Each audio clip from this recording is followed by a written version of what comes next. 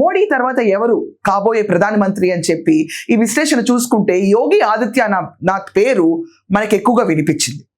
కానీ ఒక cult north వరకే తప్ప సౌత్లో మిగతా స్టేట్స్ ఎక్కడ కూడా యూపీ దాటి యోగి ఆదిత్యనాథ్ని యాక్సెప్ట్ చేసే సిచ్యువేషన్ ఇప్పుడు రైట్ నో లేదు. సో నెక్స్ట్ ఎవరు? ఇది పొలిటికల్ పండిట్స్ కూడా గేజ్ చేయలేని సిచ్యువేషన్ ఇప్పుడు. మరి ఇది కాకుండా సెకండ్ క్లియరెన్స్ లో మనం ఆలోచించుకుంటే యోగి ఆదిత్యనాథ్ తప్ప నెక్స్ట్ ఎవరు ఆప్షన్స్ బీజేపీలో మోడీ తర్వాత పిఎం సీట్ ని చూసుకోవాలనుకుంటే కనుక అమిత్ షా పేరు కూడా చాలా మంది చెప్పారు. ఇదంతా కాకుండా మనం చూసుకుంటే కనుక నితిన్ గడ్కరీ, శివరాజ్ సింగ్ చౌహాన్, దాని తర్వాత నడ్డా అండ్ అదర్స్ ఇలాంటి పేర్లు కూడా వస్తానే ఉన్నాయి.